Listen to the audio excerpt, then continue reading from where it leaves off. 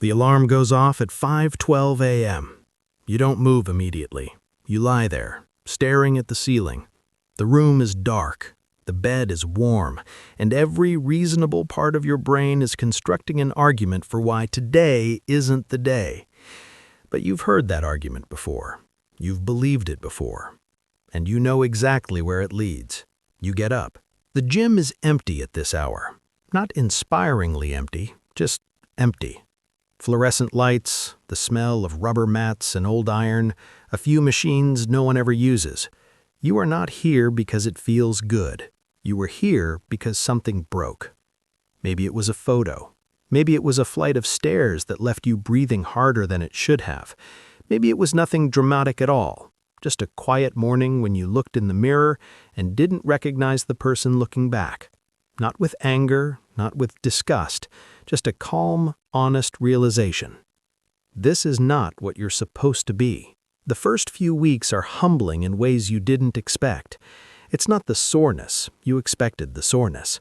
It's the smallness of the weights. It's watching your form in the mirror and realizing your body doesn't move the way you assumed it did. It's the gap between the person you imagined yourself to be and the person actually standing there. That gap is painful, not physically, something deeper. But you come back, the next day, and the day after, not because you're motivated. Motivation is unreliable. It arrives like good weather, unpredictable, temporary. You come back because you made a decision, and decisions don't require weather. 6 weeks in, something small shifts. You don't look different yet. No one notices anything, but something internal has changed its position slightly. You start sleeping better, not dramatically, just better. You wake up and the first thought isn't dread, it's neutral.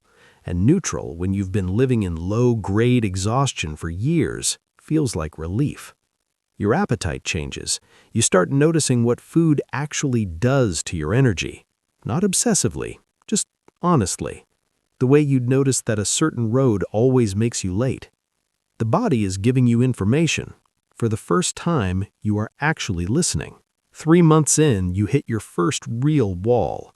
Progress slows. The numbers stop moving the way they did. You add weight to the bar, and the bar doesn't care. You run the same route, and your body has stopped improving on it. This is the moment most people quietly stop. Not dramatically. They don't announce it. They just come less often, then once a week, then not at all. And they tell themselves they'll restart when things calm down. Things never calm down. You stay, not because you know what you're doing, but because you've learned something important about walls. They are not the end of progress. They are the beginning of real progress. Everything before the wall was the introduction. The wall is where the actual work starts. You change things. You learn. Not from one source, from many. You read about recovery, about progressive overload, about the relationship between sleep and muscle repair, about what stress does to cortisol, about why rest is not weakness, it is part of the system. You start treating your body less like a problem to be punished into shape and more like a system to be understood. That shift changes everything. 5 months in, someone asks if you've lost weight. You haven't, actually, not much, but something about the way you carry yourself has changed. Your posture, your stillness, the way you occupy space. Your body is beginning to reflect something internal, discipline made visible, consistency given a physical form. 8 months in, you do something you've never done before. You attempt a weight you have no business attempting. By every reasonable calculation, it should fail. Your training partner looks skeptical. Your own hands are uncertain on the bar. But you've spent 8 months learning the difference between real limits and imagined ones. You lift it.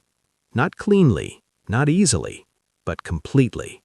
And in that moment, something fundamental changes in how you understand yourself, not just physically. You realize that the version of yourself that woke up unable to imagine this moment was not telling you the truth. He was telling you a story, a convincing, comfortable, well-rehearsed story, but a story. The body, you learn, is not the point. The body is the evidence. Every morning you showed up when you didn't want to. Every meal you chose with intention instead of impulse. Every extra set when your mind said stop and you said one more. The body recorded all of it. It kept the receipts, and eventually it showed you the balance. A year in, you don't look like a different person. You look like the person you were always supposed to be. And the distance between those two things is made entirely of mornings. 5 a.m. mornings, empty gym mornings, no one is watching mornings, I don't feel like it, but I'm here mornings. People will ask you what program you followed, what you ate, how many days a week, what supplements, and you'll answer those questions because they're real questions. But you'll know that none of those things are the actual answer. The actual answer is simpler and harder. You stopped negotiating with yourself. You decided that the discomfort of discipline was smaller than the discomfort of staying the same, and then you acted like that was true every day until it was. Somewhere tonight, a gym is empty. The lights are humming. The iron is cold. And tomorrow morning, before the city wakes up, someone is going to walk through that door, unsure, tired, slightly afraid of what the mirror will say. But they're going to show up anyway. And that is where it begins.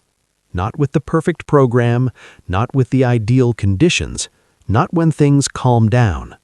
Right there, in the cold, in the quiet, in the decision to begin. The body doesn't lie, it only reflects. Show it something worth reflecting.